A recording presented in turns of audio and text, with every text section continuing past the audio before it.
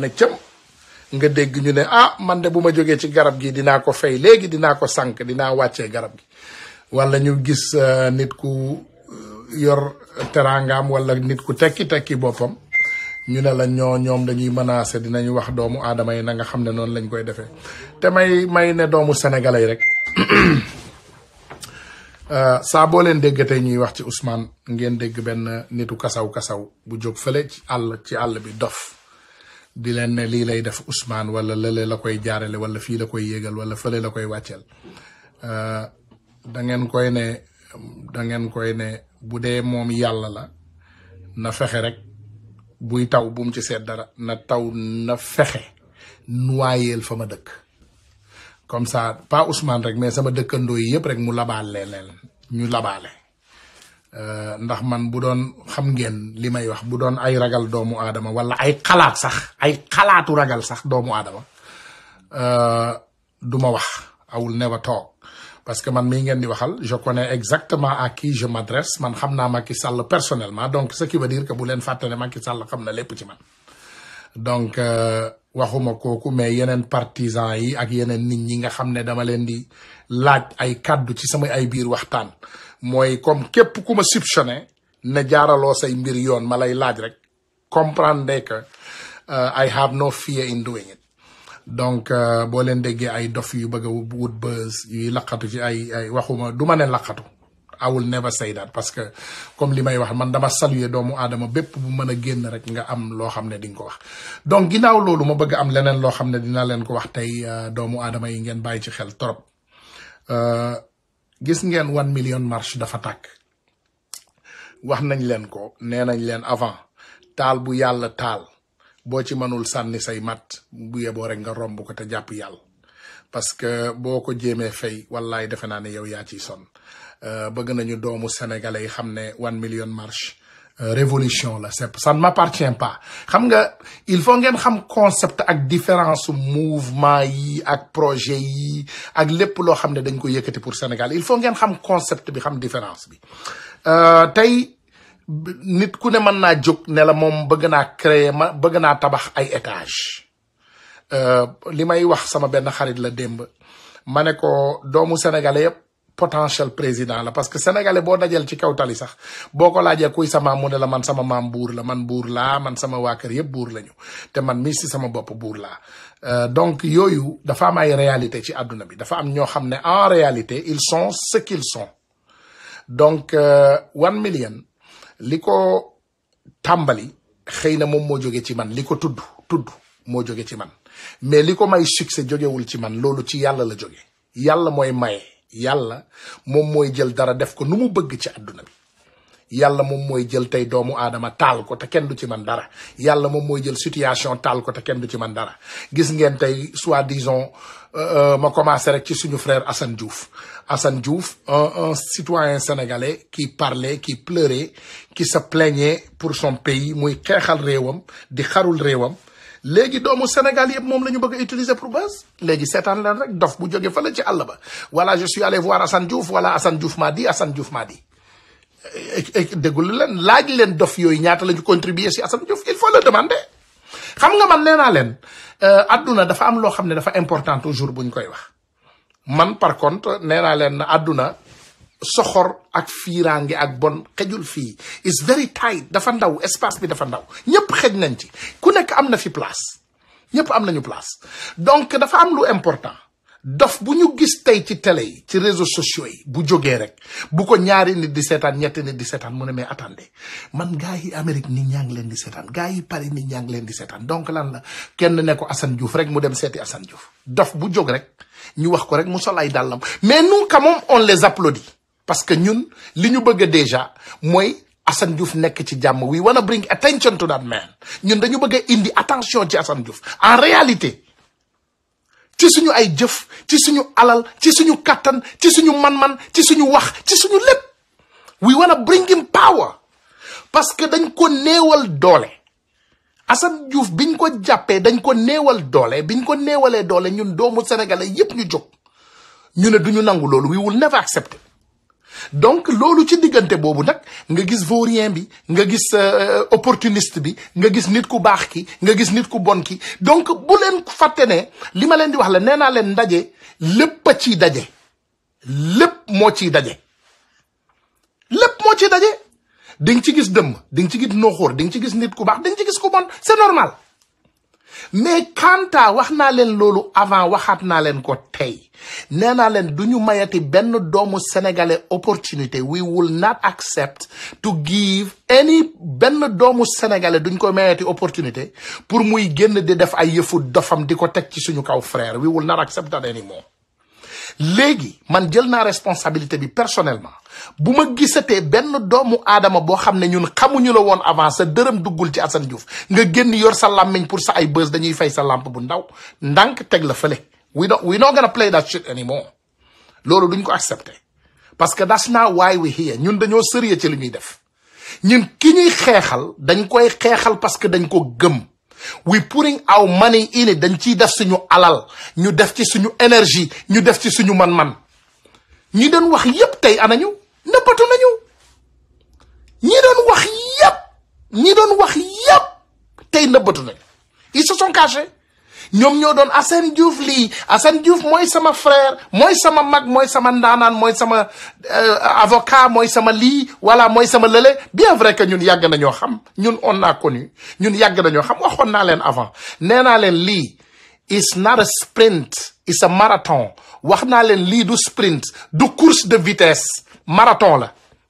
les vrais seront toujours là 10 ans après 100 ans après ceux qui sont sincères pour le Sénégal seront là mais nitu temporaire yi di wut opportunité pour Macky Sall woo leen wala diw woo leen wala diw may leen dara loolu seen problème la you can do that parce que doomu aadama bu ne wax dëgg yàlla man duma la xañ sa intérêt yow yaa xool sa intérêt bopp fu mu nekk nga dem ci loolu yow yaa xam sa intérêt ku ciy dem nga dox ci mais kanta pour ngeen yaakaar ne dinañu nangu les mafias sont peur 1 million marche waaw dëgg la dafa am loo xam ne bëgg naa ngeen comprendre ko tey te wax naa leen ko before 1 million marche dina déclencher le 3 novembre bu ci yàlla andee le 3 novembre bi lañ koy inaugurer la ñuy def inauguration bi lañ koy ubbi bu ci yàlla andee te incha allahu rabbi ñun ñi ko gëm nee naa leen ñun gëm nañ ko ba pare tout est fait tout est en place lépp def nañ ko sur place ñun li ñu tax a jóg Sénégal c'est tout simplement pour parler pour la population ñun doomu Sénégal yi ñoo ñu tax a jóg ñun intérêt personnel taxu ñoo jóg kenn ku nekk ci ñun tekki na dara bañ naa ko ba dinaa lancer waale sax tey benn appel au président de la République et sa bande de fous gis naa ne temps yi ñu ngi jéem a dugg ci 1 million bi ñu ngi jéem a recruter sama gars yi ñu ngi leen di woo am naa nag info yi ñu ngi leen di woo ñun xamuñu jaam ñun duñu ànd ak jaam wax nañ leen ko before ñun ñi ñu àndal yëpp dañ leen vet dañ leen xoolaat xam nañu li ñu doon comprendre nañu li ñu doon ba pare moo tax ñu ànd ak ñoom bu dee da ngeen yaakaar ne ñooñu man ngeen leen jële fii pour yóbbu leen ak seen yëfu dof yooyu ngeen di def da ngeen juum ñi xiifuñu kenn nekkul ci 1 million ko xiif dañoo suur they are very well fed dañoo suur ay nit ñu suur kenn mënu leen jënd loolu mooy différence bi xam nga dafa am ñaari catégorie doomu aadama xam nga Macky Sall li tax mu xam njëndum nit c'est parce que dañoo jëndoon baayam ngeen jéggal ma waxeewu ma ko nag manqué respect parce que bul fàtte ne Macky Sall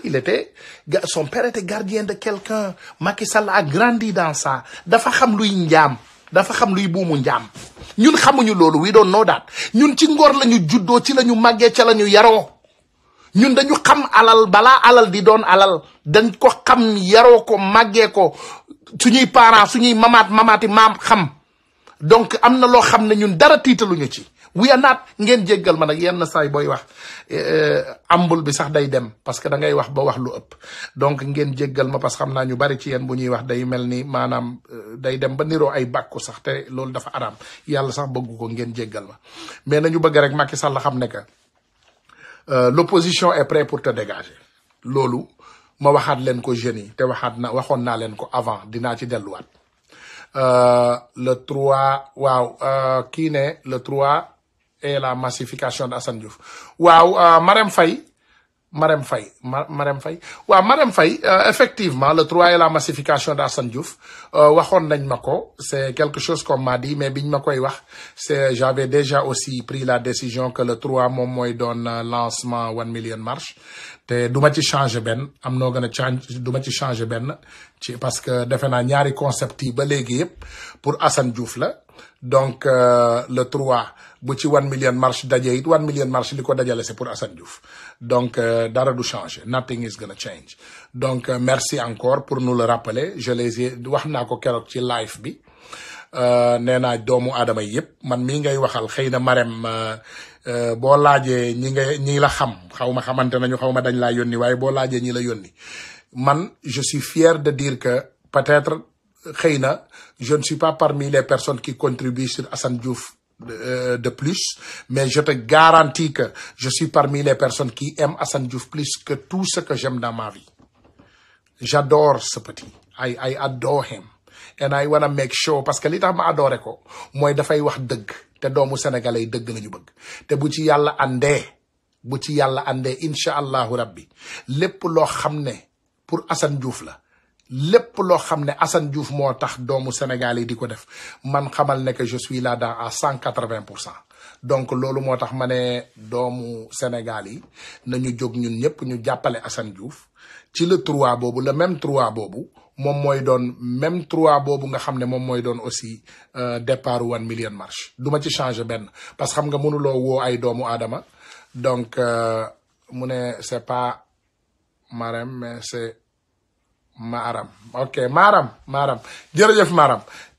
donc c'est bien donc defe naa déggoo nañu donc nga jéggal ma Maram c'est tout simplement parce que dama gis Assane Diouf bi moo tax ma intéressé wu ci sa commentaire bi donc il va falloir toujours comme li ma la waxal affaire Assane Diouf moom bu ñëwee pour leeral bëgg naa sax ku ma bëgg a interrompre ku ma bëgg a gaaw a interrompre rek bindal Assane Diouf dig ma interrompre donc Assane Diouf c'est quelqu'un que j'adore vraiment I love that young man te ndeysaan naqar bi nga xam ne moom lay naqarlu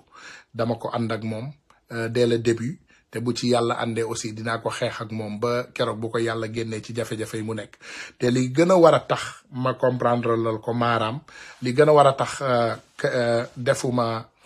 créé wu ma ay affaire mouvement wala affaire yu demee noonu c'est parce que bugguma conflit d'intérêt bi nga xam ne moom mooy maanaam tey nga génnoon ngay xeexal doomu aadama comme Assane Diouf jéggal leen ma frère jéggal leen ma 1 minute un téléphone urgent jéggal leen waaw allo ok old man Sam yeah please give him $600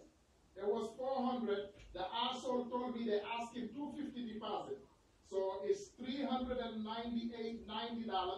and they want him to give deposit $250. So that's about a little bit on the $600. So please give it to him. I will take it off tomorrow when I come. Huh?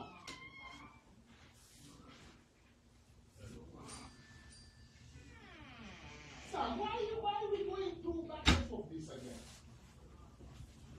Just give him the 400 or 500. It's my money anyway. You're gonna look it.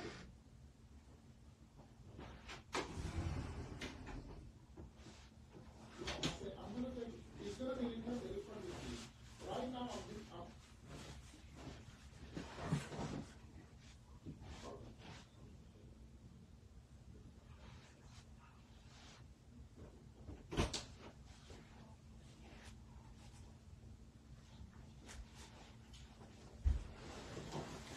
gars yi di ngeen ma jéggal baal leen ma les mafias politiques les marabouts 1 million marche Assane Diouf a raison mu ne Aliou Sow mu ne les mafias politiques les mafias marabouts sont peur waaw donc ma yeggali xaar leen ma 1 minute baal leen ma jéggal leen ma rek maa ngi ñëwaat dans une seconde yes. Okay, so just handle it with him, please.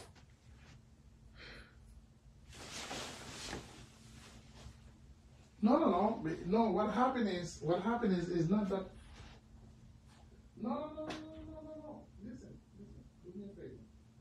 cities. We already agreed.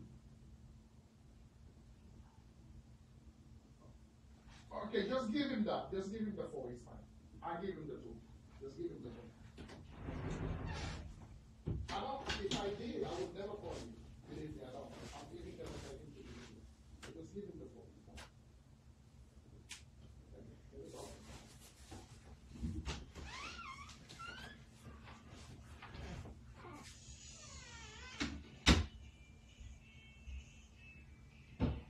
Yeah, just take the 4. This one is too problematic. Take the 4.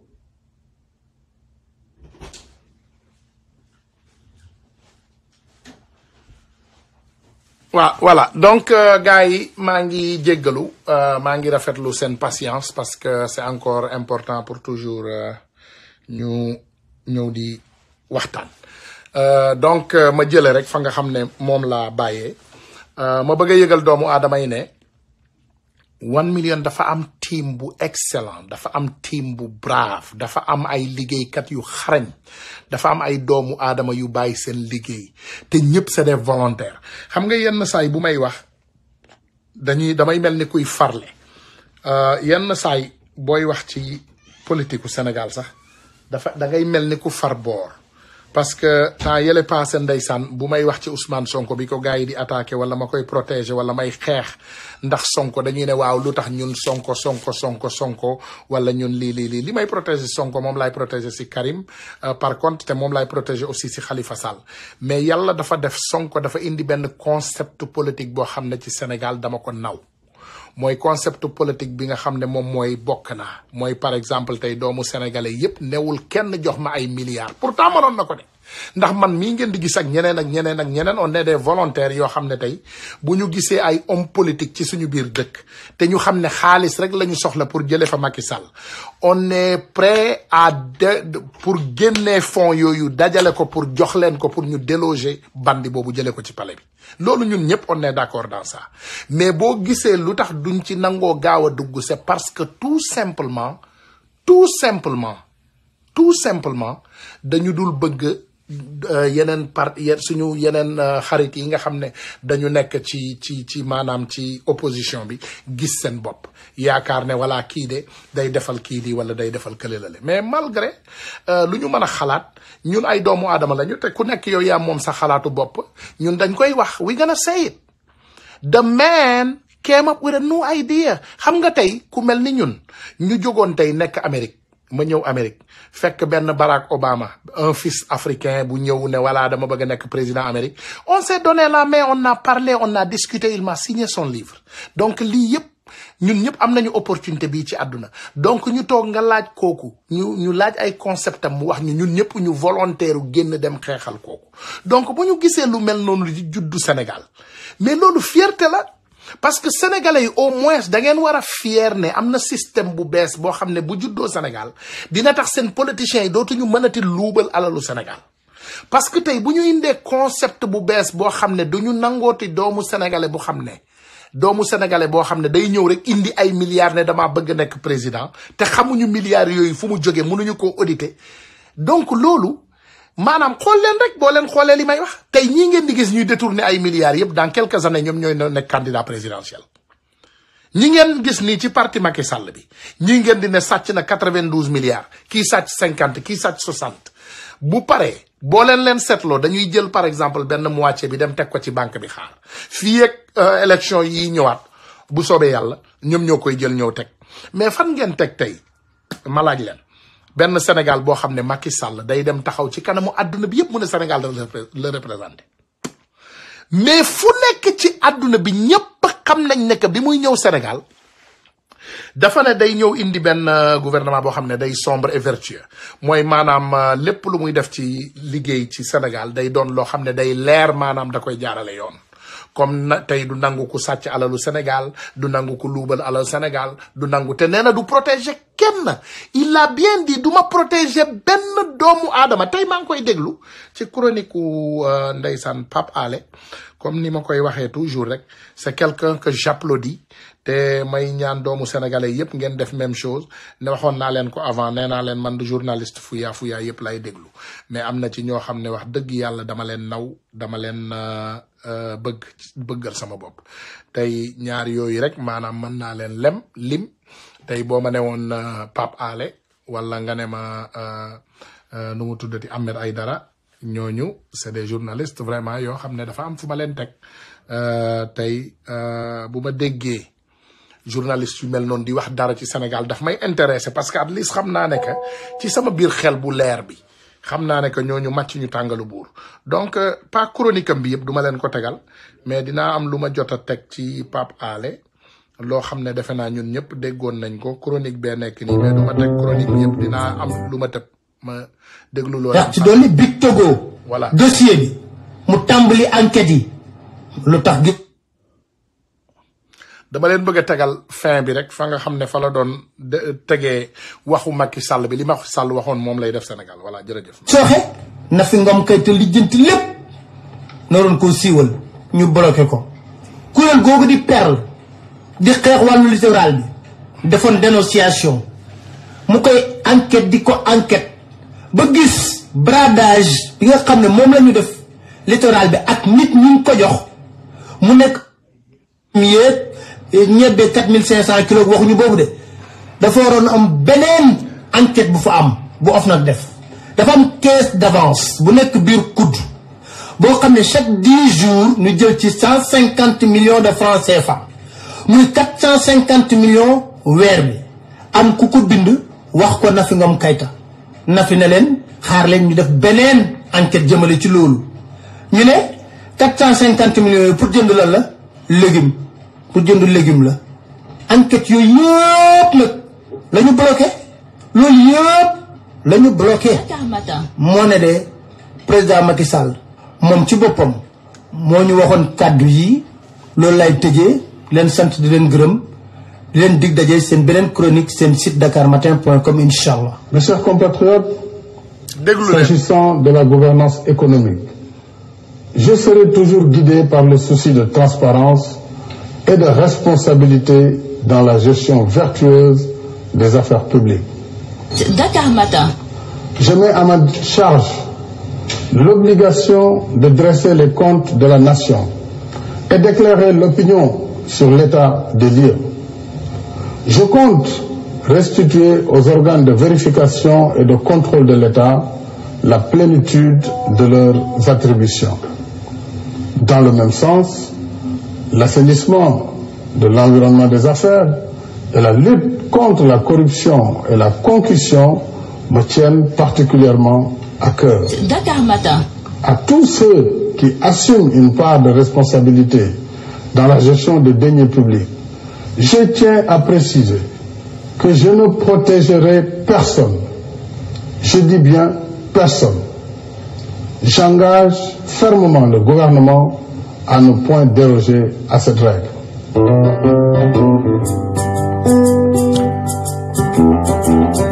Donc comme ni ma leen koy waxee rek donc defe naa loolu jarul yàgg c'était tout simplement pour ma am loolu ma indil leen ko dafa am loo xam ne mes frères et sœurs comme ni ma leen koy waxee toujours ñun duñu bàyyi parce que li ñu tax a jóg sotteegul li ñu tax a jóg nag lenn la mooy yàlla dafa def dañu jël suñu réew dénk ko benn doomu aadama boobu biñ koy dénk réew mi dafa génn mu ne doomu réew mi yépp saraxuñu ne dénkal leen ma Sénégal boo leen ma dénkee Sénégal dinaa ko yoree ci yorin bu baax ak yorin bu jekk te incha allahu rabbi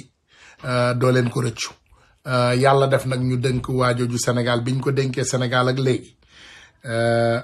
ku sonn Macky Sall sàcc yi gën a mag ci àdduna bi yëpp lëkkaloo na ak ñoom fenkat yi gën a mag ci àdduna bi yëpp lëkkaloo na ak ñoom truand yi gën a mag ci àdduna bi yëpp lëkkaloo na ak ñoom boo leen xoolee jikko Macky Sall bi barki Dembo Ndiaye ndeysaan laa lire benn revue de presse naa ne journal Sénégal bu Macky Sall dem taxaw ci wetu roi Arabie Saoudite bi xam ngeen fi may waxee déglu leen ma de yéen borom xel yi laa bëgg ngeen déglu xam nga booy wax borom xel yi ngay waxal booy wax xam nga booy wax adduna bi yëpp dañ lay teg dof te am na toujours ndeysaan li ñuy wax sama frère ma sàcc moo boobu ci sama frère Pape Alé nee na koo teg dof rek mi ngi wut garab bu ñu lay fajee te garab bi ñu lay fajee jafee am torop donc ñi ñu jàppee dof ñun ñu ngi leen di déglu toog leen ngeen jàppee ñu dof bis bu ñu follee Macky Sall ba jëlee ko ci siège am boobu ba yóbbu ko fa mu war a nekk bu boobaa ngeen wooñu ne ñu vraiment ay dof ngeen waxaat ñu le mot dof bu boobaa dinañ leen wax mot dof lan la signifier mais balaa may perdre my train of thought mooy balaa may fàtte sama xalaat bi ma dellu siwaat ci mooy barki Dembo Ndiaye seetaan naa fi ci journaux yi Macky Sall ak prince ak le roi d'Arabie Saoudite may ne doomu sénégalais yi xam nga man yenn saay am na yoo xam ne bu ma ko déggee xaw ma dama war a xaqataay xaw ma dama war a ree xaw ma dama war a daw xam nga tey dans toutes les sociétés normales du monde déglu leen li ma leen di wax de amul benn président bu normal ci àdduna bi tey benn président bu ànd ak sagoom ci àdduna bi bu taxaw aligné boppam ak président Arabie Saoudite ak roi Arabie Saoudite parce que scandale bu rëy boobu nga xam ne moom moo xewoon temps yi scandale bu rëy bi xew Turquie ci ambassade Arabie Saoudite bi Turquie bi journaliste bi nga xam ne moom mooy dem ci àdduna bi di dénoncer li roi bi di def journaliste bi mu fa duggee dañ ko jàpp rey ko daggate ko def ko ci ay saako yóbbu ko Arabie Saoudite donc loolu nekk scandale bu mag ci àdduna bi yépp di ko seetaan bàyyi ci xel ñun suñu président bu lekk day bi suñu président bu mën a rusloo nit ñi amul dara loo xam ne mën naa associer boppam ak loolu mu dem aligner boppam ak roi boobu xam nga ne yéen Macky Sall li ko manqué dafa bari xam nga lan moo tax mu def loolu c'est parce que tout simplement yéen ñi amul xel ñi may waxal ñi am xel may wax ak yéen c'est parce que dafa bëgg ëllëg ak sibir bu ñu tàngalee arrière am bi moom bu arrière am bi di bax mu dem taxawaat ci weru roi boobu ne bi la kenn jegewul bi la kenn faalewul man Macky Sall maa ñëwoon taxaw sa wet man maa la ñëw soutenir xam ngeen ne Macky Sall li ñuy wax la de nee nañu doomu gor nañ la yàkkal ci ndabu xaj rek waaye buñ la ci fekk ngay lekk waaye Macky Sall moom dañ ko yàkkal ci ndabu xaj bi balaa ñuy pare yàq bi moom mu ñëw sëgg ci di ci lekk fan ngeen mën a comprendre président bu normal comme ni ma leen ko waxee yow kii mi ngi lëkkaloog scandale boo xam ne adduna yépp ñu ngi koy wax mais Macky Sall moom martoogukaay rek bugguma sax waxtaan mais martoogukaay jàmbur yi rek la nekkee ci àddina bi moom day xool fa mu ñaawee xool leen ba mu demee Charlie Hebdo bi mbir mi jaxasoo bi bu Sénégal di jaxasoo Sénégal a ngi baax mu dem lëkkaloo ak président France bu dof ba je suis Charlie Hebdo yooyu lay def donc toujours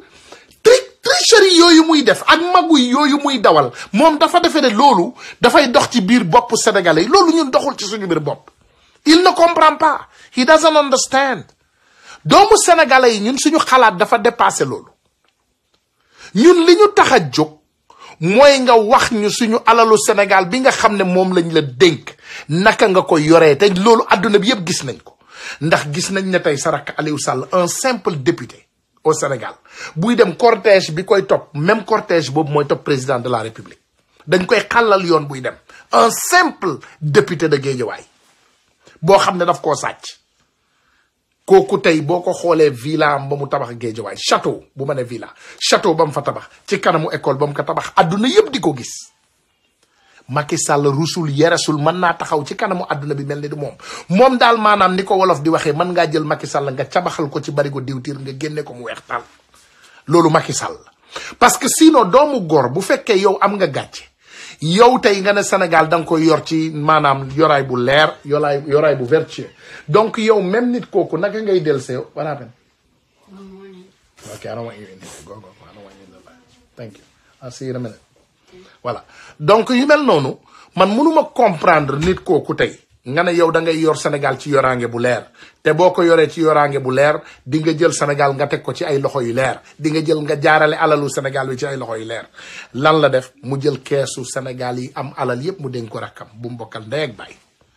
xam nga ma wax leen déjà luy signe corruption ma wax leen loolu comme ñun man état bi ma nekk xaw ma yéen fi ngeen ne mais ay États-Unis déjà benn société américain bu set bu savant buy def liggéey bu wóor warul mën a def business ak Macky Sall keroog rek maa ngi koy déglu ci waxtaanu encore suñu frère Ousmane Sonko comme je le dis how very elegantly speaking brother il est très bien éduqué xam na leçon de kooku xaw ma kaka jàngal waaye kaka jàngal moom amoon na xam-xam parce que keroog bi muy wax TFM ma toog di ko seetaan par contre ngeen baalaat ma am une certaine jàllo la une certaine xam nga ñu borom sër yu woyof yooyu gelu Macky Sall yooyu journaliste yuy taxawaal yooyu nekk TFM kooku rek moo fa nekkoon ne daf koy jox hard time di ko laaj ay question yu ñàkk fayda naan ko waaw ay enquête Petro-Tim bi ngeen ko ubbee waaw Petro-Tim tëj na waaw équipe Petro-Tim bi tëj na lu tax léegi enquête yooyu war a mën a continuer ba léegi maanaam Aliou Sall ak rakkam bi comme liñ fa nekkee diriyankey ndaw yi jabaru jàmbur yi ak yooyu niñ leen di def ak di leen jox alalu réew mi donc maanaam ñooñu la ñuy utiliser comme ay attaque dog comme yu ñàkk fayda yoo xam ne dañ koy lijjanti ci rajo yeeg télé yi rek ñooñu la ñuy jël ñu dem taaj fa pour ñu représenter leen Macky Sall li la représenté yëpp sénégalais yi xam nañ ko you don't understand loolu mooy problème loolu mooy problème mais boo demoon ba nga toog ba nga xool problème bi ba nga toog nga xam li sénégalais yi xam ci yow monsieur Macky Sall di nga régler sa bopp nga seetaat sa bopp nga seetaat ni ngay doxalee Sénégal xam nga Sénégal Macky Sall du toolu gerte de ku ñëw góob yóbbu lu la neex nga yóbbu de di nga xam ne dëkk bi dëkku barke la gis nga toroxte bi lay jëlee Sénégal gis nga torxaange bi nga xam ne doomu sénégalais yi teg nga leen ko doomu sénégalais yi torxaange boobu dina multiplier wu par 125 buy dalaat sa kaw te bu dalaatee sa kaw di nga xam ne yëpp dëgg la ngeen defe ne seen mafia boo leen xoolee tey Macky Sall am na ay réfugié Mauritanie du ma tudd seen tur am na ay réfugié Mauritanie fii sama New York yoo xam ne dañu daan dem live ndeysaan tukkuleer yi keroog may na association tukkuleer yi 100 millions association tukkuleer bi nekk Brooklyn fii New York yoo xam ne demuñu dikkuñu defuñu dara loo xam ne dafa avancé loo Sénégal jëm kanam Macky Sall daf leen may 100 millions imaginez ndax loolu yenu na maanaa ndax loolu am na sens 100 millions de nos francs nga jël ko di ko may ay groupe vagabond ay nit ñoo xam ne du dara loo xam ne dañ ko defal Sénégal lan ngay jëlee alalu Sénégal bi di ko maye mel ni yaa ko moom mais man je comprends pas ce qui ne va pas au Sénégal alalu réew naka nga koy jëlee di ko pasare di ko maye mel ni yow yaa ko moom te man addunay démb doomu aadama yi dañu daan am gàcce comme doomu gor yi dafa am lu nekkoon ci ñun dafa am bañ boo xam ne doomu gor yi bugguñ ci daan gis seen bopp avant mais tey àdduna bu mujj bi doomu gor yi ci yu mel noonu rek la ñuy fekk seen bopp mooy tey da ngay fekk doomu gor wu set wicc yow sa baay gor sa ndey gor sa famille gor ñépp gor nga toog Macky Sall dem sàcc alal ñëw jël ko jox la ko bu la ko joxee yow nga mën a lekk alal woowu yow sax ci xol wu sedd guy tukkuleur yi ma xamoon avant tukkuleur yi baax ba léegi ñu ngi baax ñooñu Macky Sall bu fa demee ak 100 millions dañ koy ne jéggal ma bu jógee dañ koy ne jógal bu jógee ñu ne ko 100 millions bi mi ngi ni jëlal bu jëlee ñu ne ko dimbali ma nga dem ak moom parce que ñun dara duñu lakk ndax yow léegi yéen amatu leen loo leen di rus amatu loolu loo leen di yeres Macky Sall di leen jox ay 100 millions ngeen di wër ci àdduna bi di ko ndamoo di ko tiitaroo defe naa axiru zaman jot na de li boroom xam-xam yi daan wax parce que ndeysaan gor yi yëpp ñu ngi jaay seen ngor gor yi yëpp ñu ngi jaay seen ngor gor yi yëpp ñu ngi jaay seen ngor te bizarrement boo xoolee Sénégal te du gor yi ngeen jéggal ma naa ko wax aussi mu rafet doomu aadama yu bari pourtant boo xoolee seen comportement nga xool seen jëmalin seen doxalinu àddina nga xool seen background maanaam nga xool seen passé nee nañu automatiquement mën nga leen juger loolu sànq rek maa ngi seetaan benn post bu suñu frère bi Ousmane Ba Canada posté xaw ma ndax dinaa ko gisaat mais post bi c'était à propos de la représentant qui représentait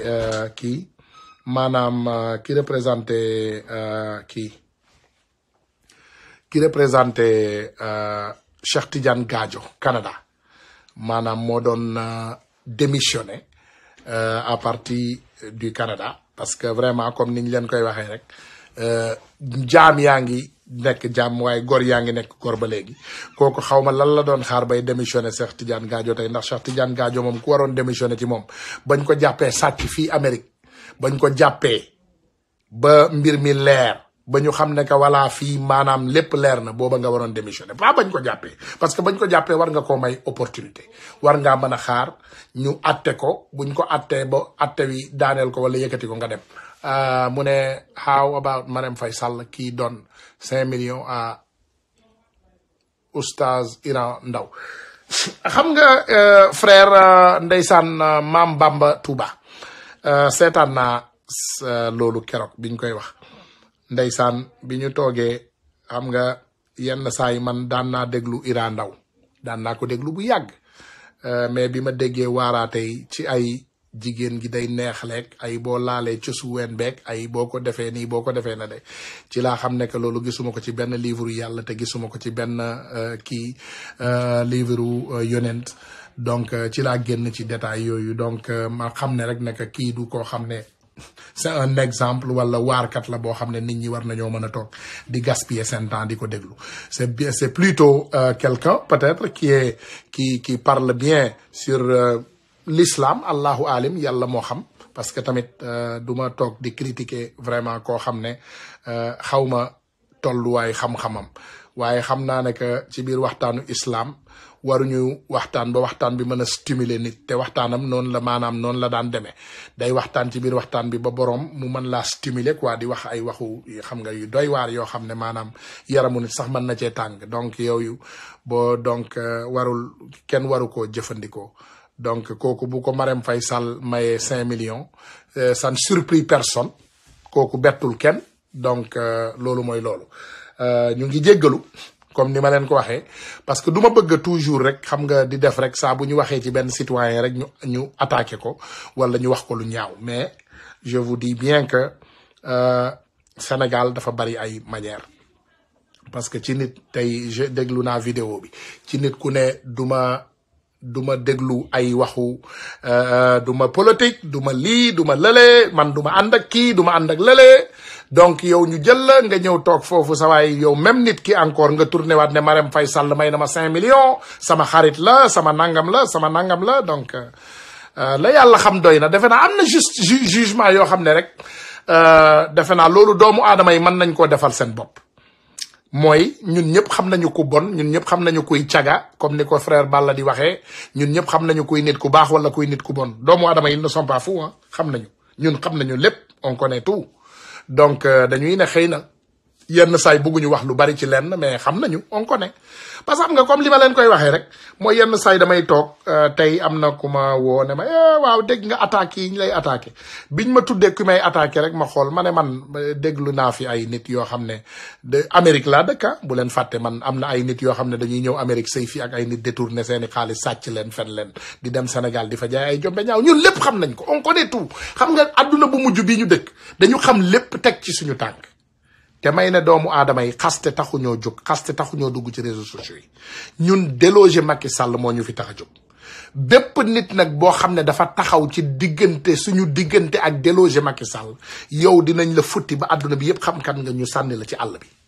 parce que duñu nangu benn doomu aadama bu kasaw di ñëw fii di wax ay waxu dafam ay daje naa ak ministre de l'étranger ay daje naa ak ministre de nangam waaw léegi man maa ngi xool nañu négocier loolu seen fucking problème la ñun négocier wuñu ak kenn we not negotiating our country benn négociation ñun defuñu ko ak Sénégal ñun benn négociation rek la ñu am mooy Macky Sall na joxe carte Sénégal yi na joxe carte sénégalais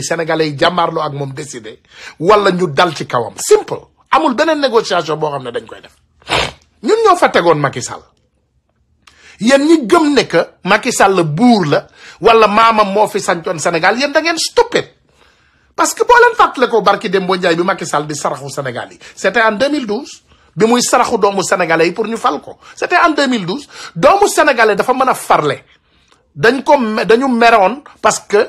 dugal na ci bopp sénégalais yépp nekk Karim Wade ku bon la woon Karim Wade lii la Karim Wade la lële la ba doomu sénégalais yi gëm loolu ba doomu sénégalais yi jël boobu ci référendum bi jële fa Ablaye Wade maanaam bu ma nee référendum ci ñun Amérique référendum maanaam mooy meaning bi moom mooy daanaka maanaam ngay punir sa politicien donc maanaam dañu punir ci Macky Sall dañu punir Ablaye Wade pour teg fa Macky Sall mais ce n'était pas qu'on l'aime mbëggeel taxul ñu teg fa Macky Sall mbëggeel taxul Macky Sall nekk président au Sénégal. Ce n'était pas quelqu'un que les Sénégalais ont adoré, ont aimé en passion. moo tax Macky Sall boo leen gisee tey kañ laa toog keroog di déglu mooy waayam su nga xam ne bët yi sax dañoo def nii bët yi dañoo jaar gauche jaar droite mu ñëw toog fa wax ci Pape Diop mu ne Pape Diop jaaykatu jën la woon xaw ma nangam sangam bu paree mu ñëw mu ne Ousmane Sonko waaw nañu wax fi mu jëlee këram wala nangam sangam la même personne en même temps kooku mi ngi décoré di wax lu rafet ci Macky Sall man dama ne doomu sénégalais yi li ma leen di waxaat encore nee naa leen toujours mbéjum kanam borom moo ko mën a fajal boppam kañ la ñuy yeew quand est-ce que la ñuy jóg doomu sénégalais yi jël seen mesure wi teg ñu jël suñuy action dans nos propres mains fi mu toll nii ñu ngi xaar suñu papa Ablaye Wade ñëwaat ne sénégalais yi jóg leen pour doomu sénégalais yi jóg déedéet that's not gonna happen this time. bi yoon créé nañu nee naa leen wi indi nañu loo xam ne 1 million marche for Sénégal la tudd loolu sénégalais yi ñoo ko moom defalu leen ko benn doomu aadama kenn moomu ko amul borom ku leen ne daf ko moom nee leen Ousmane Tounkara nee na nga won ma nga wax ma fan nga ko moomee mu wax la 1 million marche benn doomu sénégalais moomu ko c'est pour le peuple ça appartient au peuple sénégalais doomu sénégalais bu ne mën ngaa taxaw yëkkati say loxo nga ne yow yaa moom 1 million marche amul kenn ku ko moom nobody owns it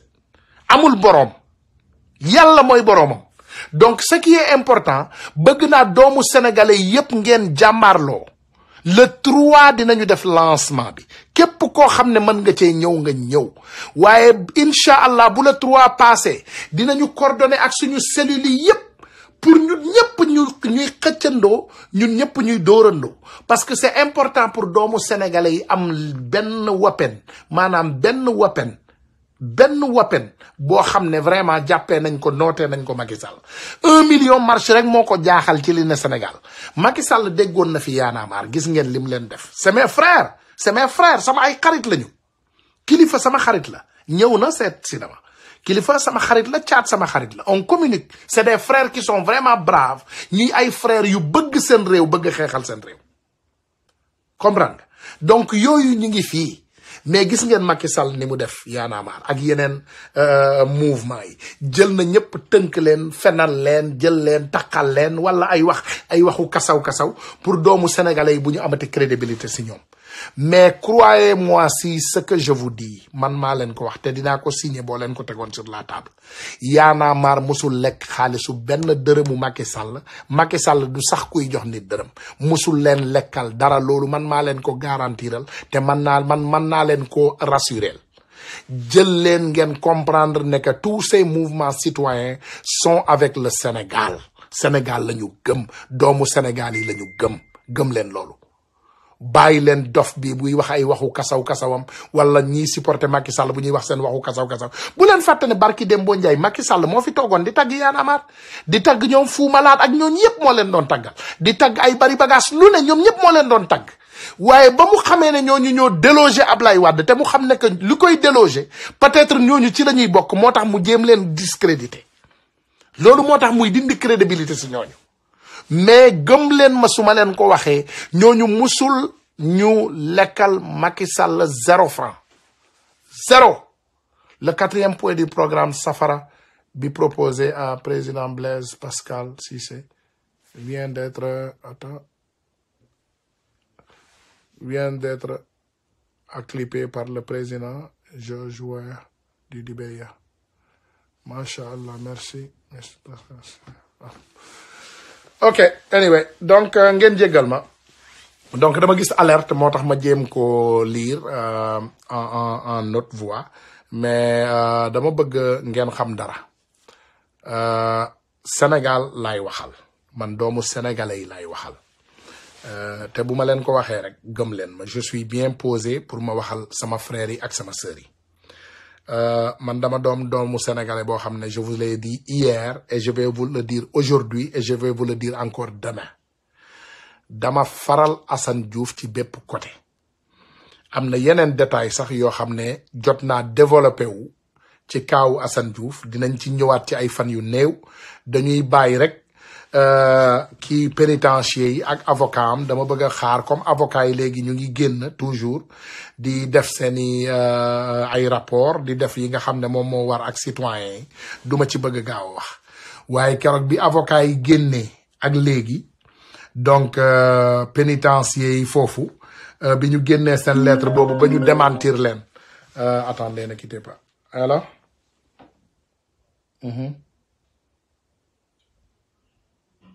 ok c'est à quoi il va voilà donc loolu avocat yi bi ñu defee loolu dañu génnoon ba El Hadj Diouf génnee noonu ñu démentir kiiwu pénitencier yi dañu delluwaat ci seen magu yi yooyu nga xam ne moom lañ ko doon defaat mooy di ko jéem a bundu xataal di ko jéem a indil ay jafe-jafe di jéem a jàpp coup d'appel yi encore di jéem a wàññi téléphone yi ak seen yëfu saay-saay yooyu nga xam ne yooyu lañ doon def donc duma ci sori comme ni ma leen ko waxee dama bëgg a bàyyi avocat yi génn wax ci ba pare ak ñoom bu ñu deful nag li leen war bu soobee yàlla incha allahu rabbi ñun ñëpp ñu jógandoo comme niñ ko daan defee avant tasaarowaat ci réseaux sociaux yi génneewaat vilipande leen defaat sax conférence de presse encore ak avocat yi génnee naqar bu bees boobu nga xam ne moom lañ koy teg comme avocat yi fi mu ne nii mën nañu di def conférence de presse dootul gëjati bu ñu indee benn jafe-jafe pour doomu aadama boobu parce que conférence de presse bii jàll vraiment am na succès am na bàyyi na maanaam mandarga boo xam ne defe naa ñoom ba ba ñuy dee duñ ko fàtte indil na leen jafe-jafe yu bari indil na leen ay mal compréhension yu bari donc yooyu ñu ngi leen di ci gërëm encore di gërëm ñëpp ñoo xam ne dañoo supporter Assane Diouf ci xeex boobu may ñëwaat encore ci affaire 1 million marche bi nga xam ne moom laa leen doon wax léegi donc le 3 bii di ñëw ci ay fan yu néew suñu frères yi waa dafa jot dinañu organiser benn marche pour 1 million marche donc comme ni ma leen ko waxee applaudir naa leen te vraiment dinaa leen woo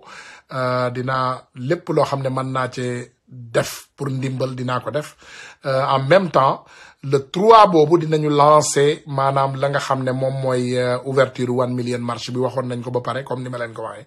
boo leen ma xoolee man ku leen yeexaaju guddi wax leen nekk Ousmane Tounkara dina jël ay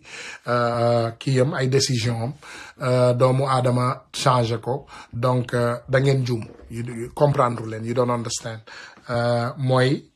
décision bi c'est ferme c'est déjà pris c'est pas à moi c'est pour le peuple sénégalais dara du ko delloo ginnaaw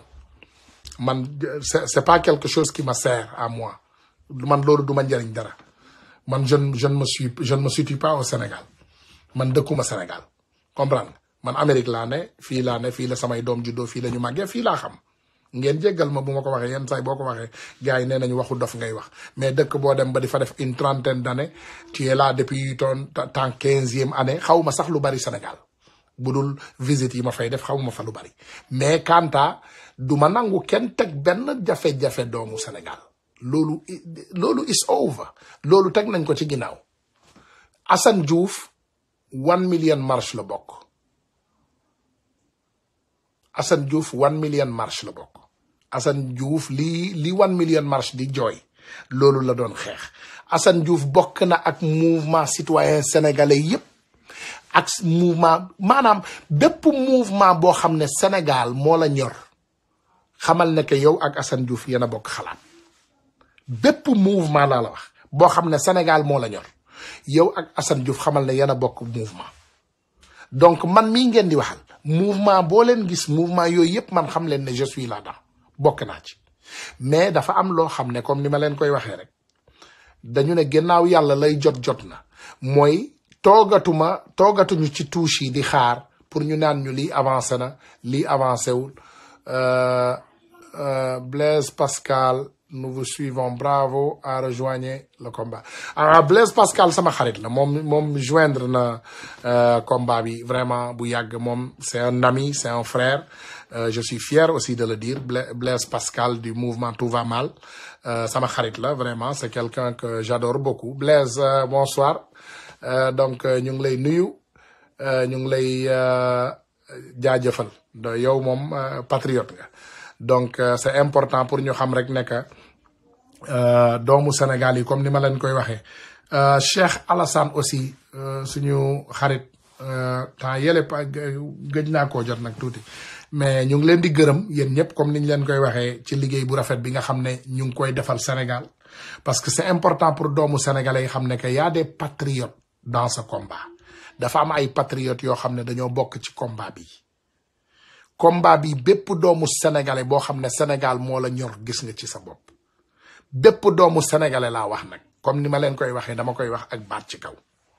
bépp doomu sénégalais boo xam ne Sénégal moo la ñor gis nga sa bopp ci combat bi muy góor di jigéen di mag di ndaw amul exception y a tout catégorie de sénégalais yoo xam ne dañoo bokk ci xeex bi donc li ñuy wax rek mooy dañuy ñaan sénégalais yi ñu wax leen ne que l'union fait la force loolu donc toujours wax nañ leen ko Macky Sall gis ngeen moom déjà idéem bu bees bi mooy il divise pour mieux régner mooy day xool kàccooru Sénégal yi yëpp mu jël ko ñu ànd ak ñoom nit ñu baax ñi yëpp daw nañ ko xam ngeen même Touba bi ñu jëm xam ngeen déglu naa ko tey defe naa yéen ñëpp war ngeen ko mën a déglu xanaa boo leen bëggee rek ma tegalaat leen ko tuuti ci chronique notre cher frère Pape Alé encore parce que am na lu ma ci jot a déglu tey loo xam ne lu kéemaane la lu kéemaane Macky Sall ñëpp lay defanteel Macky Sall ñëpp lay defanteel même Touba day defanteeg ñoom ñëpp lay defanteel il est très malhonnête ce gars-là sérieuxul xamul ko sérieux donc xaar leen am naa vraiment bi ma dégloo chronique bi man sama yaram dafa dawa man musuma gëm ne que Macky Sall Touba sax day defanteeg ñoom déglu leen. nekk ñaareelu dëkk ci Sénégal moo tax ma ne agum ko fa ñu jëm moom yàlla rek a xam. kon dëkk bu toll noonu nag ay millions nit dëkk fii dafa laajoon ñu jox ko gëddaam ci wàllu wér-gu-yaram. Touba lay wax infrastructure. Touba lay rawatina ci wàllu pajukaay muy l'hôpital. naam amoon na ay hôpitaux yu fi nekk. man Matlaboul Fawzeyni am na ay yeneen i établissement public de santé waaye li ñu bëggoon nag mooy Touba bañati di jël ay malade di dugal ci ambulance ñuy wii jëm Ndakaaru amaan na mu yàgg amaan na du yàgg kon nañu def lépp luy ay jumtukaay ak ay bérébu fajukaay ay docteurs yu xarañ ay professeurs yu xarañ di fi liggéey yoo xam ne feebar bu mu mënti doon lu dul lu suñu borom dogal daañu ko war a mën a faj fii ci hôpital bii ñu def si ñeent fukki milliards mu am li ñu fi wax lépp ci ay services d'abord service d'urgence bu mucc ayib waaye aussi service maternité 5 salles d'accouchement ak ay xeetu rajo yoo xam ne yu mucc ayib lay doon kenn dootul soxla jóge fi di dem Ndakaaru wala di dem bitim réew pour di faju kon loolu lu am solo la kon Cheikh Bass maa ngi voilà jéggal leen ma voilà doon suñu sago hôpital bii ni mu toll ak yéene biñ si am alif bi jéggal leen ma kii déranger na sama bluetooth bi voilà donc c'est bon jéggal leen ma tegalaat leen lii ñu war ko mën a tuddee hôpital Khadimou Rassoul mu ne hôpital Khadimou Rassoul la dig waa Touba nañu ne bu amee dana wane jëmukaay bi ak yéene bi ñu am ak fa ñu mën a déglu leen bu baax ci wàllu wér-gu-yaram déglu leen c'est important surtout yéene bi ñu am déglu leen parce que màggal a ngi ñëw am ko si population màggal baa ngi ñëw déglu leen am ko itam si population Sénégal yëpp ndax déglu ngeen programme bi dafa ñëw hôpital bi mooy ci bi gën a mag waaye danañu dem ñëpp ay taalube lañu déglu leen de la santé ci fan yu néew danañu dem Kédougou daañu dem Kaffrine daañu dem Sédhiou ubbil leen hôpitaux yu mel nii Dakar Matin kaddu yi mi ngi jiboon fukki fan ak juróom ñett ci weeru novembre ci atub 2016 novembre pose première pierre pour hôpital niveau 3 bu ñu waroon tabax Touba financement bi benn structure bu tudd Ellipse daanaka boucler na ko woon mu waroon doon ñeenti hôpitaux yu ñu tabax ci réewum Sénégal Touba Kaffrine Sédhiou ak Kédougou pose première pierre bi ca Touba mi ngi amoon fukki fan ak juróom ñett ci weeru novembre ci atum 2016 boo fa demee jamono yi daanaka xeer woowu ñu tegoon bu la réerul it dootoo ko fa gis dara amu fa Dakar Matin te nag mbir moomu scandale financier mënu koo gën a rëy ñu ngi koy topp bu baax a baax liñ leen ci mën a waxagum moo di alal ju baree bari génn na ay nit séddoo ko alal ju baree bari génn na ay nit séddoo ko te nit ñi nag xeeti nit ñu ne la autorité politique autorité religieuse ñu baree bari jël nañ ci koppar am na kenn sax koo xam ne mën naa wax na lu toll ci 2 milliards viréel nañ ko ci kontam mu nekkoon alal joo xam ne dañ ko lebal état wu Sénégal ngir lan ñu tabax ci 4 hôpitaux benn Touba benn Kaffrine benn Sédhiou benn Kédougou bu Touba bi rek ngi waroon toll ci 40 milliards dama ne alal jooju sànku na jamono yi xeer ba ñu tegoon Touba réer na mër kon mu nekk un scandale financier boo xam ne war nañu ko leeral njiitu réew mi namm nañ ci yow mbir yi buñ ko yëkkatee say kuréel fexe ba gindi askan wi leeral leen 2016 lañ def pose première pierre ba tey jii gis ñu leen daanaka 2 at dara amu fa mooy université Sine Saloum pose première pierre ba tey jii dara amu fa te alal ji génn fan la dugg fan la alal jooju dugg dama ne alal ji dafa baree bari ñi ci laal dafa baree bari dinañ leen bennal nag ñi ci laal ñëpp ndaxte ñu yëkkati koppar yi mbir yi da leen tàmbalee soof moo tax ñuy weer nit ñi nga xam ne jot nañoo ñam ci alal jooju ay milliards nit ku ñuy viral sa compte 2 milliards yoo xam ne xëyoo gontoo nga ñëw rek yor ko mat naa lijjanti moo tax askan bu yeewoo Touba bu nekkee ne seen hôpital gisu leen ko lii moo tax may wax ne am na loo xam ne waxoon naa ko jëm ci li nga xam ne moo di OFNAC yooyu yaay ñoom ba ñu génnee seen roman boobu di wax ne rapport lañ génn noonu roman boobu littérature waxuñu fa lu saf xorom waxuñu fa lu saful xorom nëppal mbir yi may tàmm di wax ne koo jàppee dof mi ngi wut garab yu mu la fajee mu fekk nag say garab sax naqadee am koo jàppee dof mi ngi wut garab yu mu la fajee mu fekk ne garab yi la war a fajee sax yow naqadee am tey jii damay dellu ci mbiru Nafi Ngom Keïta ma jiite woon OFNAC yor ko yor bu mucc ayib ndax fal ñu leeral askan wi lu xewoon ci dëgg-dëgg moom ak président Macky Sall président Macky Sall dafa sàkku ci moom ne ko bul publier rapport bi ni mu ko santaanee kuréel yi saytu yépp dafa ne leen bu leen neexee ngeen def rapport bu leen neex waaye kenn du siiwal benn rapport dugal leen ko seen site internet yenn sénégalais ñooy dem ci site internet ARMP wala OFNAC wala Cour des comptes dafa xool lenn Dakar Matin yenn sénégalais ñoo am jot boobu xanaa ñu ciy liggéey mu ne leen daal kenn dootu fi defati conférence de presse di siiwal ay rapport wax ko Nafi Ngom Keïta Nafi Ngom Keïta ne ko man li ma loi bi sant lay def loi bi dafa ne ma da nga war a rendre public ce rapport boo ko jébbalee président de la république ba noppi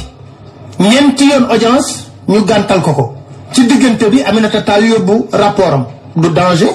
rapport conseil économique social et environnemental du dara ndaw si am fulla waaw donc fala bëggoon yemale waxtaan wi tey ma leen dina rek on se donne rendez-vous encore incha allah demain soir ci rajo bi comme niñ koy defee ajjuma bu nekk ma leen di gërëmaat di leen sant vraiment ci seen taxawaay ak ci seen bëgg-bëggu réew di leen ne rek nos hommes publics nous suivent mooy maanaam xam leen ne ci àdduna bi yéen ñi nekk ci réseaux sociaux yépp xam leen ne doomu aadama yaa ngi ñuy déglu mag ñaa ngi déglu ndaw ñaa ngi déglu xale yaa ngi déglu ñëpp ak ñuy déglu y a les gens qui nous écoutent bu leen gëm yéen bu leen mus a toog ci àddina ba gëm ne voilà li ñuy def ni yëpp c'est perdre notre temps voilà kenn du wax ki déedéet gaa yaa ngi ñuy déglu mag ñi yëpp ñu ngi ñuy bàyyi xel mag ñi yëpp ñu ngi ñuy bàyyi xel te ñu ngi rafetlu liggéey bi nga xam ne moom la ñuy def te bu ñu jógee di xeexal Sénégal aussi xam leen ne que ils sont à tout cœur avec nous xam leen loolu ñun ñi xeex nii xam leen ne bu ñu jógee nee nañu ils sont à tout cœur avec nous ñun lañu àndal xam nañ ñun kuréelu ndaw gii ñun ñoo mën a changer Sénégal du ay paayu xobidaas du ay màggat du ay saagaw ma leen ngeen jéggal ma waxeewu ma ko noonu bu ma nee paayu xobidaas ñaari paayu xobidaas rek am Sénégal mooy Ousmane Tanor Dieng ak Moustapha Niasse ñaar ñooñu moom ñëpp xam nañu kan lañu. Vous connaissez les deux magouillas les deux magouilles de la famille de Macky Sall keroog maa ngi koy seetaan ci benn kii bu ñu doon jàllal aussi suñu benn frère benn vidéo bu ma doon seetaan ci bu ñu doon wax ne yéen ñëpp xam ngeen lii te jarul ma leen koy waxaat yéen xam ngeen ne Ousmane Tanor Dieng ak le margouillat kii Niass Moustapha Niasse du ñu laalante yéen xam ngeen ne ñaar yooyu du ñu laalante waaye ils ont un bénéfice en commun mooy sàcc luubal alalu Sénégal ji ay mag yu torox la ñuy tekkiwul dara li ñuy ne mujj gu rafet yàlla nañu yàlla may mujj gu rafet yàlla may na leen ñoom mujj torox waay parce que toog ay mag yu xobidaas yoo xam ne ñoom dara bàyyeetu leen Sénégal léegi lu dul jël alal wa nga xam ne seen sët yi ak seen sëtaat yi moom la ñu war a njariñoo ñoom ñu ngi koy sàcc di ko luubal ba léegi Moustapha Niasse dafa am ci contrat pétrolier yi Sénégal yi Ousmane Tanor Dieng même chose donc moo tax ñaari nit yu tekkiwul dara yooyu déggu leen ñuy wax dara ci Macky Sall Moustapha Niasse Ousmane Tanor Dieng moom gis ngeen ba muy xaru sax di bëgg a tas PS man musuma gis lu mel nii ci àddina njaam yàgg na ci doomu aadama waaye njaam bu yeggee ci benn côté bi ci doomu aadama rek réel parce que ñii duñu nitu dara de ma wax leen ko de ce sont des vauriens de première qualité ay vauriens lañu de première qualité te Macky Sall mi daan ne doomu sénégalais yi moom premier tour lay gagné xëy na dafay waajal Tour de France te nit ñi yëguñ ko tour de voleur de France waaye bu dee premier tour campagne électorale Sénégal lay wax monsieur le président di nga am lu la bett wala yow déjà waxuma la deuxième tour moom sa mandarga lay doon waaye premier tour dinañ ko def ci histoire Sénégal we gonna governize ñun dinañu dajaloo doomu sénégalais yi dinañu dajaloo ba yow boo moytuwul deuxième tour sax doo mën a dem parce que dinañ la toroxal boo xam ne premier tour yow boo ci paree bu la yàlla taxawul doo am deuxième tour sax doo fa dem yow nga defee ne doomu sénégalais yi ak seen colère yi ak seen naqar yi ak seen mer yii nii yëpp yow di ñu romb ñun ñëpp nga luubal ñun ñëpp nga lëndëmal suñuy bët nga takk suñu ay xam-xam yow nga gagné élection présidentielle Sénégal au premier tour bonne chance donc en bon entendeur salut maa ngi gërëmaat doomu sénégalais yi di leen sant di leen jaajëfal di joxanteeg yéen rendez-vous demain incha allah bu ci yàlla àndee donc am na lu ma bëggoon wax nag génn na sama xel te doomu aadama moom defe naa mooy loolu rek xalaat wi du mat toujours da ngay fàtte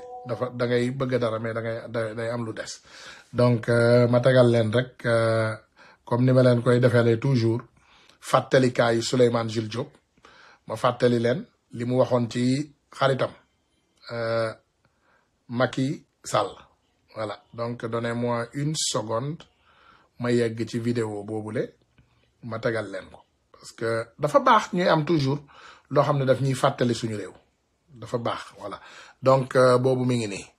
waxtaan ak sama benn xarit fan yële ma ne ko bu ñu demee ba Macky Sall am parti politique c'est que problème am na Sénégal c'est que problème am na Abdoulaye Wade nag mooy defar nit mooy yàq nit c'est que problème am na bu ñu demee ba Macky nekk leader de parti problème am na jamais ci viem jamais masuta xalaat wala préparé wu psychologiquement ne moom mën naa nekk un leader de parti jamais bu xalaatoon ba xalaat bi sori ci loo xam ne mën naa yaakaar ne moom mën na koo ne mooy chef de service ci Petrosen Ablaye Wade mooy jël nit en l'espace d'un temps ci juróomi at mu def le ministre def le directeur général def le ministre def le premier ministre def le premier président assemblée nationale ba noppi yaa fi yaa fi dàq jàng yaa fi gën a mën sa liggéey yaa mën ci ñëpp loolu Ablaye Wade ko man moo tax yàq na Sénégal parce que dafa judduloo ambition ci boppi ay nit ñoo xam ne xaju ci. xaw nga bu ma leen waxee dara saa yu ma bëggee toog reetaan rek man vidéo bi laay teg saa yu ma bëggee toog man ci sama bopp man dong ak sama biir néeg ma toog ma xaxataay lii laay teg donc doomu sénégalais yeewu leen nag yeewu leen dafa jot comme niñ koy waxee yeewu leen de dafa jot de heure bi dafa jot ñu bañ ñoo naxaat yeewu leen il est temps vraiment yeewu leen mes amis parce que tamit xam nga soulagé bi neex na waxtaan bi neex na jàppalante bi neex na you know di seral xol yi neex na di delloo si xalaat yi neex na mais am na toujours ay réalité yoo xam ne tamit doomu sénégalais yi dañ koy dund te lu bari nag ndeysaan ñun ñoo koy teg suñu bopp parce que bu ñu fàtte ne ñun ñoo tànnaloon suñu bopp Macky Sall ñu teg ko fi donc naqar bi doomu aadama yi di dund nii yépp tey ñun ñoo ko provoqué suñu bopp maanaam ñun ñoo provoqué Macky Sall ñun ñoo yee Macky Sall et sa bande de fous li dal ni doomu sénégalais yi yépp ñun ñoo ko teg suñu bopp donc nañu xalaataat nañu xalaataat yenn saay baax na di xalaat tuuti doomu sénégalais yenn saay dafa baax tuuti rek ñu delloo si suñu xalaat voilà maa ngi leen di gërëm di leen sant di leen remercier di joxante ak yéen rendez-vous incha allah suba incha allah mooy rajo bi nga xam ne dañuy déglu rajo APR bi bu ñu dégloo rajo APR bi mi ngi nekk entre 11h et minuit donc ñun après ñun ñooy jël entre minuit ak 1h donc am na si aussi dinaa may kii yu bari yu ñu jàllale ay communiqué yu bari yu ñu jàllale yoo xam ne doomu sénégalais yi dinañ ko mën a bàyyi xel mais ma leen di ne rek opposition bi nañu jàppante Ousmane Sonko c'est notre candidat Karim Wade c'est notre candidat Pape Diop c'est notre candidat disons Aïda Mbodj c'est notre candidate Amsatou Sow Sidibé suñu candidate la donc ak ñeneen donc ñu bari tamit ñi démissionné tamit ñu ñaanal leen yàlla rek yàlla may leen jàmm mais ba léegi du tee am na ay question yu ma laajoon keroog am na ñoo xam ne bëgg na ñoo xam fu ñu féete du ma leen tudd nag di leen may buzz parce que dafa il paraît que ndeysaan bu ma leen tuddee rek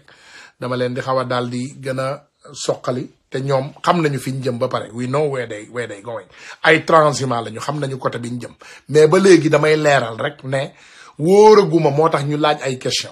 donc bu ñu la laajee question une question ne peut pas être répondue par une attaque kenn laajul kenn question pour nga ñëw nga attaquer ki la laaj question dañ la laaj question pour nga tontu question bi you can come and answer the question ku ñu laaj question ñëwal nga indil ñu réponse pas ay attaque bu doon day avancé loo àddina yéen xam ngeen ne ni kon réseaux sociaux yi am na ci ñoo ci xam ne fii ay multimilliardaires la ñuy doon ñun attaqué wuñu kenn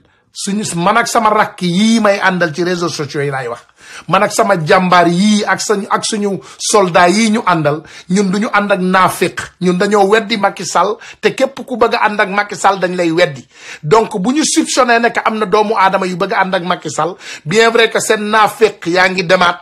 naan xam naa lépp man wax naa leen ko nee naa leen bu leen jaar ci suuf di xambataal bi xam naa ñan ñooy dellu ci ay nit di leen wax seen waxu naafeq di leen yóbbante ci Ousmane Tounkara déedéet bu leen def loolu jàmmaar loo leen ak Ousmane Tounkara yéen ci seen bopp boo leen amee loo leen ko wax ngeen wax ko il est là il n'est pas mort et il peut répondre aux questions boo leen amee question man toog naa fi barki Dembo Ndiaye une vaurienne de Las Vegas di ma laaj ci ay oto yi ñu sàcc ba répondre ko elle a droit boo leen amee ay question ci Ousmane Tounkara ñëw leen ngeen laaj ko je vais répondre aux questions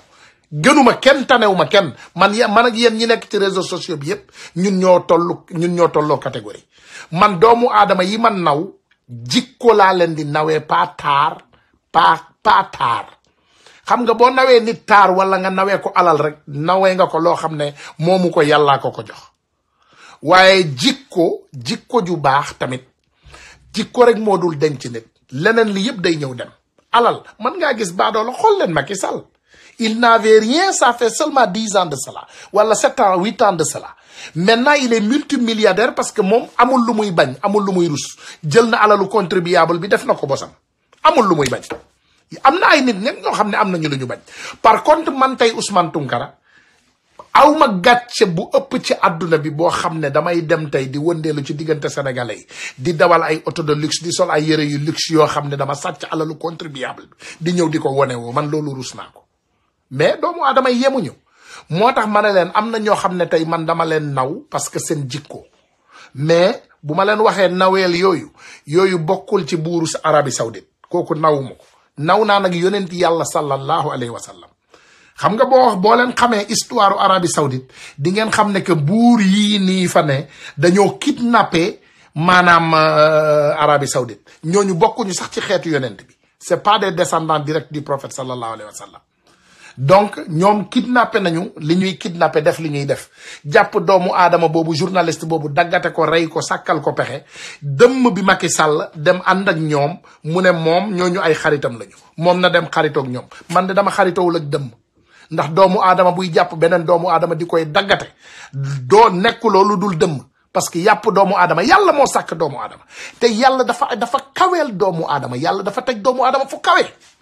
même dof bi ci mbedd mi tu n'as pas à droit pour nga dem jëli ruwam tu n'as pas droit amuloo benn droit même dof bi ci mbedd mi bi nga xam ne dafa nekk sa buntu kër di fa sànni salte di fa saw di fa puub amuloo droit pour nga jël ruwam pour nga rey ko doomu aadama amul droit pour def loolu doomu aadama donc roi yooyu moi je dénonce et je sais que toute personne normale dénonce te ñun on n'est pas fier de Macky Sall on n'est pas fier de Macky Sall ñun fieruñu ci Macky Sall parce que bu dee Macky Sall moom ñooñu ñooy fierté donc les Sénégalais ne sont pas fiers de toi bu dee yow sa fierté buur boo xam ne ñu ngi koy jiiñ ay reyum nit yoo xam ne mënu koo weddi xam nga bi ñu ñëwee bu njëkk ba bi ñu demee dañu ne waa Turquie bi ñuy def enquête bi gouvernement Arabie Saoudite dañu ne waa ji duggul ci biir foofu duggul ci biir ambassade bi bu ñu demee ba mbir mi jaxasoo ñu ne waa ji dafa dugg foofu am ku mu xeexal ci biir léegi ci biir xeex boobu la deyee doomu aadama ci biir xeex lay deyee ba ñu koy daggate di ko dugal ci ay sac de valise di yóbbu léegi même magu yéer boobu Macky Sall dem génn ci kanamu àdduna bi yépp mu ne moom ñooñu ay xaritam lañu man de duñu sama ay xarit xaw ma nag yéen ku bëgg nga xaritoo ak ay dëmm man dama xaritowul ak ay dëmm parce que tu n'as pas droit à prendre l'âme d'un être humain benn doomu aadama amul droit boobu benn doomu aadama amul droit rey doomu aadama benn doomu aadama gënul keneen roi Arabie Saoudite dafa gën ñi ci des dafa gën mbindeefu yàlla yi ci des léegi na sàkk àdduna bi bu dee moo ko moom na ko sàkk buuru Arabie Saoudite il est mais moom moo gën àdduna bi gënul kenn warul rey kenn parce que kooku mu rey jullit la journaliste bi mu rey c'est un musulman waru ko rey he's not supposed to kill him warul rey benn doomu aadama warul rey beneen doomu aadama kanta nag comme ni ma ko waxee bu dee ci loi la bu dee tey journaliste boobu dafa nekkoon Arabie Saoudite mu violé loi wu Arabie Saoudite ci biir réewu Arabie Saoudite ñu décider ne dañ koy punir ci loi boobu adduna bi yëpp di gis loolu bravo power to you mais di wër ci adduna bi moom di rey nit ñi ci ay ambassade au 21e siècle c'est pas acceptable boo leen bëggee nag bu leen ci wax voilà mais c'est pas juste c'est un crime te vraiment adduna bi yëpp waroon nañ cee wax voilà adduna bi yëpp dañ ci waroon wax adduna bi yëpp dañ cee war a wax parce que li dal Assane Diouf nii ñu koy xeex mooy exactement li dal ministre boobu amee journaliste boobu suñu noppi woon ci affaire Assane Diouf bii Macky Sall et sa bande fou jaral na leen ñu rey doomu jàmbur boobu ne dafa dee par accident jaral na leen ko parce que doomu jàmbur boo jàpp dóor ko tey ba maanaam laggal tànk bi kooku capable nga ko rey te doo ci ragalul yàlla donc je dis en bon entendeur salut merci mes frères et sœurs donc maa ngi leen di tàggu jërëjëf